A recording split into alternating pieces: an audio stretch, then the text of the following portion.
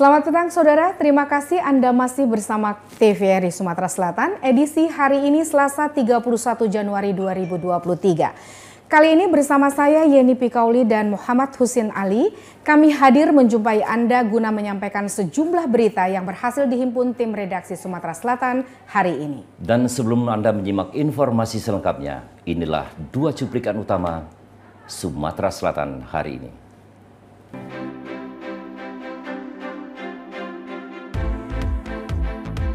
Hari ini TVRI Sumsel tepat berusia 49 tahun. Dirayakan dalam gebiar spesial HUT TVRI Sumsel dalam hiburan Dendang Keliling. Dinas Pendidikan Kota Palembang meminta pihak sekolah memperketat keamanan untuk mengantisipasi kasus penculikan anak. Pemirsa dan Yeni Pikauli, sepertinya hari ini ada warna yang berbeda di TVRI Betul, Sumatera Selatan betul ya. sekali. Kalau kita lihat beritanya lebih banyak ke berita hari ulang tahun TVRI Sumatera Selatan. Yang ke-49 ya? Iya, ada warna tersendiri karena kamu sudah lama nggak nongol. Sudah berapa tahun nggak nongol nih? Sekitar 22 tahun saya tidak berhadapan dengan kamera, Husin. Agak grogi sedikit ya? Grogi sedikit. Kalau saya hanya baru 12 tahun ini. Oke. Iya.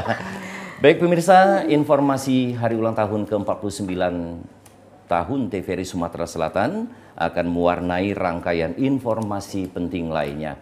Dan segera kami sampaikan informasi selengkapnya bersama Yeni Pikauli.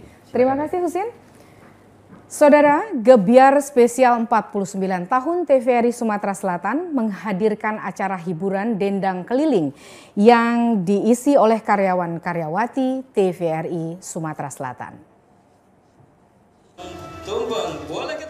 TVRI Sumsel sudah berdiri di Sumatera Selatan pada tahun 1979.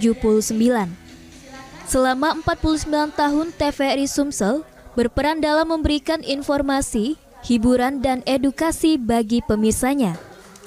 Melestarikan unsur budaya serta merajut keberagaman telah dilakukan oleh TVRI Sumsel sebagai media pemersatu bangsa. Kita ke 49 tahun. Apalagi kita sudah memasuki era digital. Tepat pada hari ini, TVRI Sumsel merayakan hari jadinya ke-49, yang acara puncaknya digelar di Taman Warna-Warni TVRI Sumsel.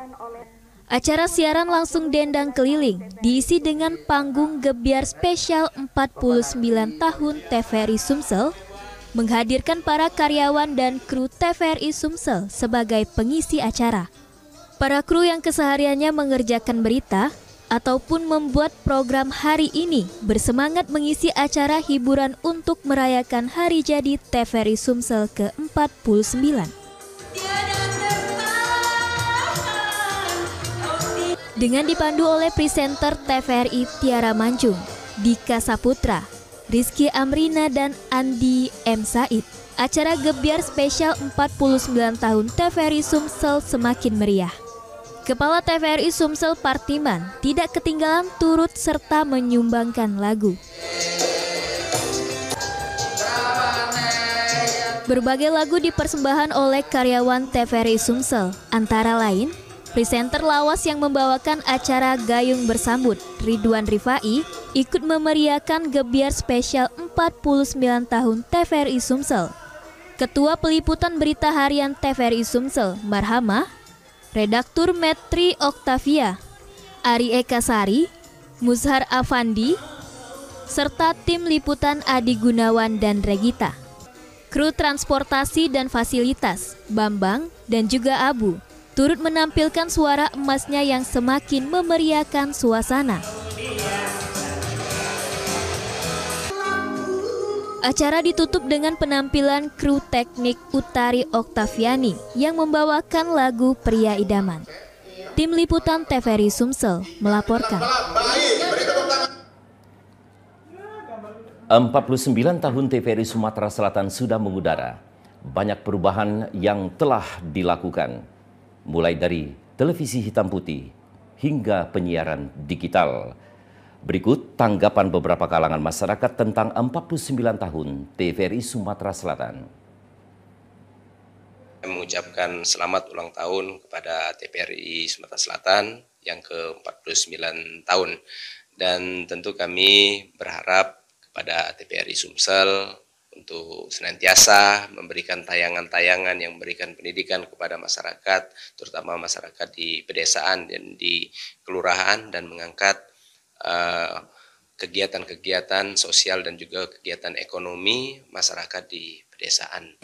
Seperti kita ketahui pada awalnya TVRI Sumsel ini salah satu media yang sangat terkemuka di Sumsel, namun tidak dapat dihindari dengan terjadinya kemajuan teknologi di bidang internet dan digitalisasi. Persaingan antara content provider dan news provider itu sangat ketat. Saya harap TVRI Sumsel ke depannya mampu beradaptasi terhadap perubahan-perubahan yang sedang terjadi dan akan terjadi di bidang teknologi, dan dapat mencapai audiens yang lebih luas, terutama diusahakan agar anak-anak muda kembali menyenangi TVRI seperti zaman-zaman dulu. Dan saya juga ingin mengucapkan selamat kepada TVRI Sumsel atas ulang tahunnya yang ke-49. Saya berharap ke depannya lebih mengedepankan program-program yang sangat bermanfaat untuk masyarakat, seperti program hiburan, program demokrasi, dan program-program anak muda juga. Saudara, tepat tanggal 31 Januari 2023, TVRI Sumatera Selatan menginjak usia yang ke-49 tahun. TVRI Sumatera Selatan telah berkontribusi dalam memberikan tayangan yang tidak hanya berisi hiburan, tetapi juga informasi mulai dari edukasi, wisata, ekonomi, hingga berita aktual di Provinsi Sumatera Selatan. Berikut tanggapan dan harapan masyarakat pada hari ulang tahun ke-49 TVRI. Untuk TVRI Sumsel, saya ucapkan selamat ulang tahun yang ke-49 tahun. Semoga semakin berjaya, siarannya semakin jernih, dan juga lebih banyak menayangkan siaran-siaran yang lebih beredukasi lagi. Iya, menyiarkan informasi yang lebih baik untuk masyarakat. Selamat ulang tahun kepada TVRI Sumsel yang ke-49 tahun. Semoga TV nasional ini makin berkembang, makin inovatif, serta menginspirasi semua rakyat di Indonesia. Semoga TVRI Sumsel menjadi salah satu platform di Indonesia yang terbaik dan multinasional. Terima kasih. Dirgahayu untuk TVRI Sumatera Selatan yang ke-49. Semoga kedepannya TVRI semakin lebih baik lagi, memberikan siaran-siaran televisi yang lebih bermanfaat, dan semakin maju, sukses selalu. Selamat ulang tahun TVRI yang ke-49 tahun. Harapan saya semoga TVRI menjadi TV yang bermanfaat ke depannya dan bisa go digital dan memberikan informasi yang mengedukasi untuk masyarakat ke depannya. Ya, peralihan siaran analog ke siaran TV digital terus digencarkan. TVRI Sumatera Selatan sebagai stasiun yang menyelenggarakan atau menggaungkan siaran digital secara penuh di Sumatera Selatan. Dan kali ini bagaimana peran TVRI Sumatera Selatan pada terselenggaranya siaran digital di Sumatera Selatan? Kami akan menghubungi Ketua KPID Sumatera Selatan untuk memintai tanggapannya tentang peran dan harapan TV digital di Sumatera Selatan. Selamat petang Bapak Hefriadi. Ya, selamat petang. Assalamualaikum. Waalaikumsalam warahmatullahi wabarakatuh. Ya, semoga saja di ulang tahun 49 tahun TVRI Sumatera Selatan ini dapat memberikan edukasi dan memberikan motivasi kepada pemirsanya. Bapak, bagaimana penerapan siaran digital di Sumatera Selatan? Ya, siaran digital ini kan memang mengalami banyak kendala ya, kendala-kendala teknis, kemudian mengenai persoalan pembagian set top box itu, ini mengalami kendala sampai hari ini. Bahkan kemarin terakhir seharusnya tanggal 10 Januari di wilayah 1 di Sumatera Selatan ini sudah dimatikan siaran analognya gitu ya. Tapi pemerintah pusat meminta untuk selesai dulu pembagian STB gratis kepada masyarakat yang tidak mampu, paling tidak sudah 90% gitu ya. Nah, untuk total di kita itu di 4 wilayah, Kota Palembang, Banyuasin, kemudian Ogan Ilir dan Oki, Ogan Komering Ilir itu di 82.000 ya, 82 ribuan. Nah, hari ini sampai pertanggal 4 Januari kemarin itu baru terbagi di 6,7%, jadi masih jauh sekali. Nah, pemerintah pusat ini indikator salah satu untuk dimatikannya TV analog itu adalah telah selesainya dibagikan STB gratis pada masyarakat miskin. Jadi memang belum maksimal untuk pembagian STB sampai hari ini, tetapi dalam konteks struktur infrastruktur ada di 25 channel stasiun TV, TVRI ada 4 channel begitu ya. Itu sudah bermigrasi semua ke digital kalau kita ngomongin lembaga penyiarannya begitu. Baik, Pak Hefriadi, mungkin tadi Bapak mengatakan bahwa ada sedikit kebingungan mungkin ya Pak ya dari masyarakat kita, tapi kami berharap semoga walaupun dalam kondisi agak bingung tapi tetap mencintai TVRI ya Pak ya. Mungkin kami juga ingin bertanya kepada Bapak, kira-kira bagaimana Bapak melihat peran TVRI Sumatera Selatan dalam penerapan siaran digital di TVRI Sumatera Selatan tentunya? Ya, kalau TVRI saya pikir secara infrastruktur sudah nggak diragukan lagi begitu ya. Karena untuk digital ini TVRI udah pertama kali begitu di Indonesia begitu ya. Nah, artinya hari ini TVRI juga dibebani dengan sebagai penyelenggara MUX begitu ya. Nah, artinya secara infrastruktur TVRI karena memang sudah terbangun stasiun transmisi di kabupaten kota di wilayah-wilayah di Indonesia, di Sumatera Selatan juga mungkin belum semua, tetapi paling tidak sudah setengahnya itu sudah stasiun transmisinya sudah ada, artinya tinggal upgrade pemancarnya saja untuk bisa menyiarkan siaran digital. Artinya yang nanti wilayah-wilayah blank spot yang memang selama ini tidak bisa menerima TVRI maupun stasiun TV yang lainnya, artinya bisa diakomodir melalui pemancar TVRI begitu ya. Jadi memang secara infrastruktur ya TVRI sudah oke begitu, tidak ada persoalan. Tapi memang kalau boleh saya bicara untuk konten lokal dengan 4 channel TVRI itu ada 4 channel di internasional, kemudian nasional, sport, olahraga dan lokal. Nah, lokalnya ini yang kepentingan di Sumatera Selatan begitu ya. Karena siarannya cuma hanya 4 jaman begitu ya. Nah, ini sangat disayangkan. Jadi memang harusnya memang dialokasikan untuk di 2023 dan seterusnya. TVRI khususnya lokal ini memang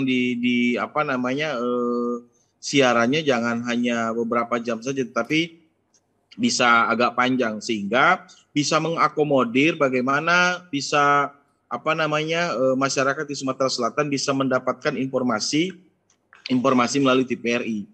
Karena karakteristik lembaga penyiaran publik seperti TVRI ini kan berbeda dengan swasta gitu ya dan komersil. Ya. Karena punya tanggung jawab kepentingan publik kalau TVRI gitu ya, karena keterlibatan publik, karena TVRI ini bukan milik perorangan tetapi milik publik.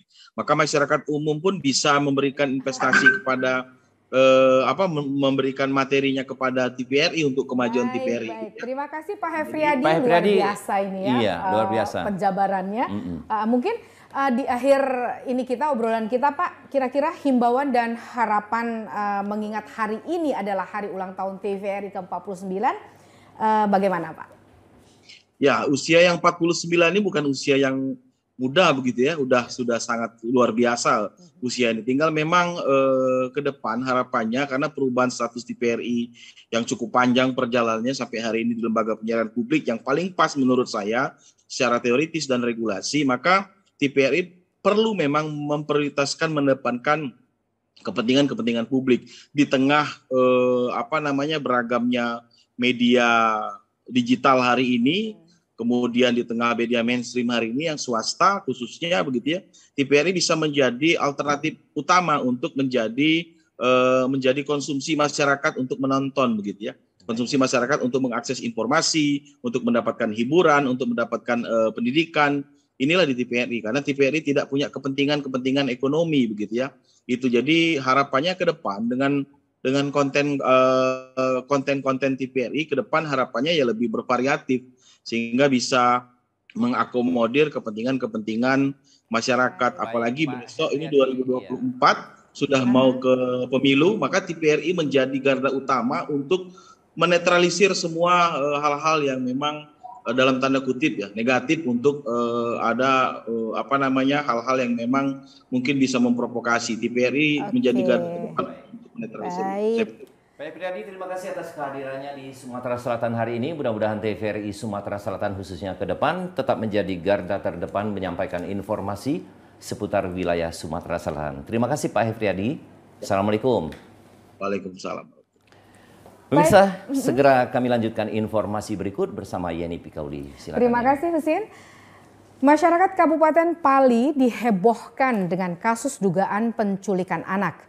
Kapolres mengimbau masyarakat tidak panik dan tetap waspada.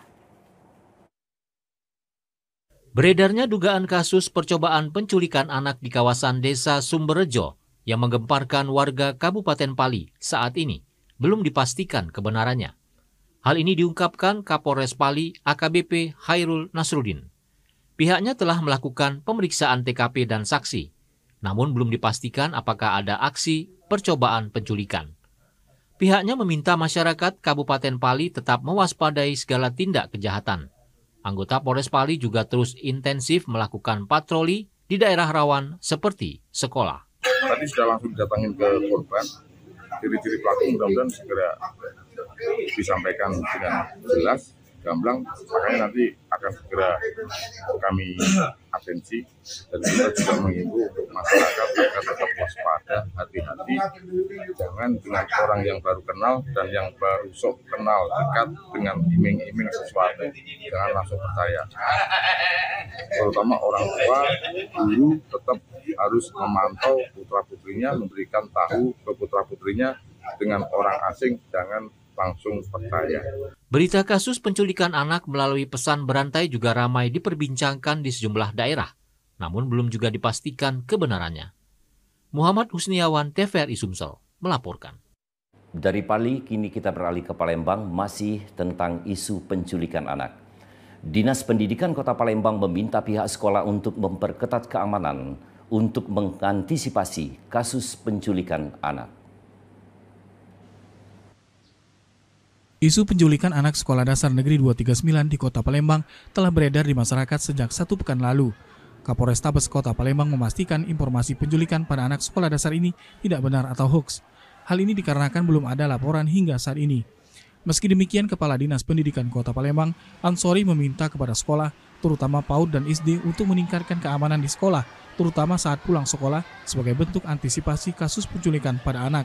Selain itu, ia juga meminta wali murid untuk aktif menjalin komunikasi dengan anak dan pihak sekolah guna memastikan keamanan siswa. Tentunya menjaga keamanan lingkungan sekolah dan juga dipastikan anak-anak didiknya itu ada di setiap lingkungan sekolah, terutama saat pulang. Di saat pulang, kami minta dengan para petugas keamanan ini untuk menertibkan dan memastikan yang menjemputnya itu dari orang tua dan kepada orang tuanya juga. Ini kami himbau untuk selalu menjaga dan berkomunikasi dengan baik kepada anak-anak yang bersangkutan. Isu penculikan anak ini pertama kali beredar di masyarakat lewat pesan berantai di WhatsApp. Diharapkan wali murid tetap waspada dan melakukan verifikasi informasi yang diterima untuk menghindari hoax. Tim Liputan TVRI Sumsel melaporkan. Saudara, untuk melestarikan budaya, pemerintah Kabupaten Banyuasin mengadakan pagelaran wayang kulit di Kecamatan Tanjung Lago. Wayang kulit merupakan salah satu kesenian Indonesia yang telah diakui United National Scientific and Cultural Organization (UNESCO) sebagai warisan dunia asal Indonesia. Di Sumatera Selatan, pagelaran wayang kulit kerap diselenggarakan terutama pada daerah yang mayoritas penduduknya eks-transmigran dari Pulau Jawa. Kepala Bagian Tata Pemerintahan dan Kerjasama Kabupaten Banyuasin, Pujanto, mengatakan pemerintah Kabupaten Banyuasin akan menyelenggarakan pagelaran wayang kulit sebagai upaya pelestarian budaya dan menghibur warga dalam rangka menyambut hari jadi ke-21 Kabupaten Banyuasin dan hari ulang tahun ke-49 TVRI Sumatera Selatan pada tanggal 4 Februari mendatang. Acara ini digelar di Kecamatan Tanjung Lago. Hal ini dikarenakan dari 15 desa merupakan eks-transmigran dari Pulau Jawa. Latar belakangnya tentu bahwa kebetulan ini memang TVRI juga mengharapkan dari ulang tahun yang ke-49 ini ingin melestarikan tentu budaya lokal, kearifan lokal yang luar biasa di luhur ya, peninggalan dari leluhur kita semuanya wayang ini, karena wayang ini di samping sebagai tontonan juga wayang ini memuat banyak sekali tuntunan filosofi kehidupan ya, yang dibawa, yang dibuat pada itu oleh para wali-wali kita, Wali Songo khususnya ya, untuk sebagai tuntunan bagi kita. Wayang itu singkatan dari wajib sembayang. Jadi kalau nanti sudah nonton wayang pagi langsung sembayang kita. Jadi mudah-mudahan wayang ini menjadi banyak contoh lah yang kita ambil itu. Sekretaris Camat Tanjung Lago, Mursina Tati Suryani mengatakan persiapan pegelaran wayang semalam suntuk telah berjalan 40%. Ia merasa bangga dengan ditunjuknya Desa Mulia Sari sebagai tuan rumah penyelenggaraan wayang kulit. Kita ini sebenarnya jadi tuan rumah ini sangat bangga karena dari 21 kecamatan kita menjadi tuan rumah dan ditunjuk dari kabupaten untuk persiapan ulang tahun TVRI dengan Banyuasin. Untuk persiapannya sekarang kita sudah berjalan sekitar 40%. Tadi pagi kita pembersihan, sudah itu persiapan tenda, kursi kita sudah siap. Diperkirakan sebanyak 500 hingga 1.000 warga akan menonton pegelaran wayang kulit dengan lakon Semar Bangun Kayangan. Tim Liputan TVRI Sumsel melaporkan. Saudara, adanya dugaan penganiayaan seorang wartawan yang dilakukan oknum anggota Polri di Lubuk Linggau membuat Kapolres Lubuk Linggau AKBP Harisandi meminta penyelesaian kasus tersebut secara kekeluargaan. Pasca terjadinya insiden dugaan penganiayaan seorang wartawan media online Adio Septiawan yang dilakukan oknum anggota Polri, Kapolres Lubuk Linggau AKBP Harisandi melihat langsung korban yang tengah dirawat di Rumah Sakit RSUD Siti Aisyah, Lubuk Linggau. Dalam keterangan persnya kepada wartawan, Kapolres mengaku prihatin insiden dugaan penganiayaan tersebut. Menurutnya persoalan ini merupakan kesalahpahaman kedua belah pihak sehingga diharapkan dapat diselesaikan secara kekeluargaan. Datang ke menjenguk dari saudara Vio yang dirawat di rumah sakit. Intinya kita menjenguk bagaimana kondisinya dan kita juga menyampaikan kepada keluarga kalau bisa diselesaikan secara kekeluargaan. Memang ada kesalahpahaman. Ketua PWI Kota Lubuk Linggau Iman Santoso menyambut baik adanya itikat baik pihak Polri yang langsung disampaikan Kapolres Lubuk Linggau. Iman berharap ke depan kejadian insiden antar wartawan dengan Polri tidak terulang kembali. Saya juga berharap kepada jajaran institusi Polri maupun Brimob ke depannya jangan sampai ini terulang lagi. Ya, karena sangat disayangkan karena hubungan media dengan institusi Polri ini sudah sangat baik dan sangat harmonis. Jangan sampai, saya ulang lagi, jangan sampai ini terulang lagi. Dari Kota Lubuk Linggau, Ferry Setiawan, Tim Liputan TVRI Sumsel melaporkan. Saudara, edukasi wisata menjadi tempat favorit warga saat libur. Selain berwisata, para orang tua juga dapat memberikan edukasi pada setiap wahana yang digunakan. Rawamaju, Kabupaten Banyuasin memiliki berbagai potensi. Selain juga dikenal memiliki beragam usaha kecil dan menengah, kawasan ini juga memiliki potensi wisata.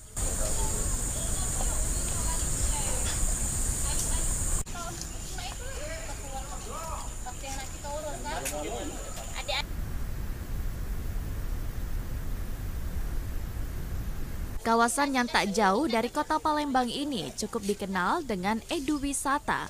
Bahkan orang nomor 1 di Banyuasin meresmikan eduwisata di Kelurahan Rawamaju.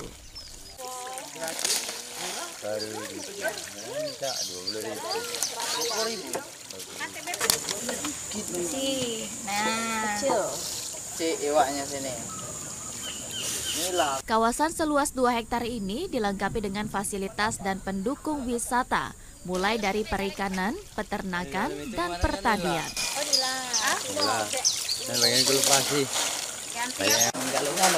Berapa kak itu? 100 dapat tak?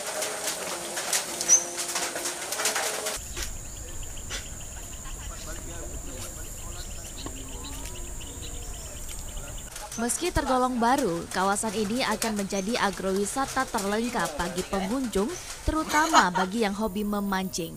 Disediakan kolam ikan patin, nila, dan ikan lele. Nantinya sambil berwisata, pengunjung dapat mancing ikan dan langsung menikmati hasil tangkapan di pondok pinggir kolam. Sini ada pertanian, peternakan, dan perikanan. Kalau peternakannya apa dong? Peternakannya sapi, ayam, kambing. Perikanannya ikan patin, ikan lele, ikan nila. Kemudian ke pancing. Pertaniannya cabai, sayur mayur, kacang-kacangan, timun, pertanian jeruk. Di sini sudah mana Pak rencananya ke depannya sudah Rencana target untuk mancing, untuk dimasak, mateng, makan di sini. Kalau untuk pertaniannya Pak berarti dijual? Dijual. Dijual ya. Berarti kalau ke sini Wong masih bisa untuk kasih makan? Bisa. Gratis makan, titik jual, gratis. Kedepannya nak cak mana Pak dari wisata ini ya harapannya? Pengembangannya untuk perkembangan Rawamanju sama masyarakat Rawamanju. Mudah-mudahan masyarakat Rawamanju kan bisa mencontoh untuk kesejahteraan. Tidak hanya kolam ikan, di kawasan ini juga ada peternakan sapi dan kambing, sehingga pengunjung juga mendapatkan edukasi mengenai peternakan yang baik dan benar. Iya kan? 75 berarti Kak ya? Itu sama 11 juta. Tak kalah menarik, Eduwisata Rawamanju ini kita juga dapat melihat tanaman sayur-sayuran seperti tanaman cabai, buncis, kacang, dan jeruk. Kedepannya pengunjung dapat memetik dan langsung membeli hasil pertanian. Kalau dari Kelurahan Rawamanju yang pastinya sangat mengapresiasi dan juga sangat bangga dengan adanya Eduwisata di Kelurahan Rawamanju ini, yang mana memang bisa meningkatkan barangkali masyarakat khususnya di Kabupaten Banyuasin mengetahui bahwa Kelurahan Rawamanju mempunyai aset wisata yang ada di kolam Bapak Sopian ini. Eduwisata Rawamanju yang terbentang di lahan seluas 2 hektar ini diharapkan menjadi pilihan wisata. Tidak hanya warga Banyuasin, setidaknya ada pilihan wisata yang akan berlibur di Provinsi Sumatera Selatan. Ini peace. Ya, nih. Kalau kita lihat tadi, wisata edukasi ini cukup menarik untuk kita kunjungi. Betul. Kepengen ke sana ya, Husin? Ya. Paling tidak kita bersuap foto, berselfie ya, dan makan buah-buahan. Ya, ini dan pemirsa, beberapa informasi telah kami sampaikan ke hadapan Anda di ulang tahun 49 tahun TVRI Sumatera Selatan ini ya, ya. Ya, betul sekali. Barangkali ada ucapan tersendiri ya, dari kita tentunya ya. Saya secara pribadi mengucapkan terima kasih atas undangannya pada hari ini, Dirgahayu TVRI ke-49. Diundang ceritanya. Iya, diundang. Sampai ketemu kembali dan saya Husin Ali bersama Yeni Pikauli mengucapkan terima kasih atas perhatian Anda. Wassalamualaikum warahmatullahi wabarakatuh.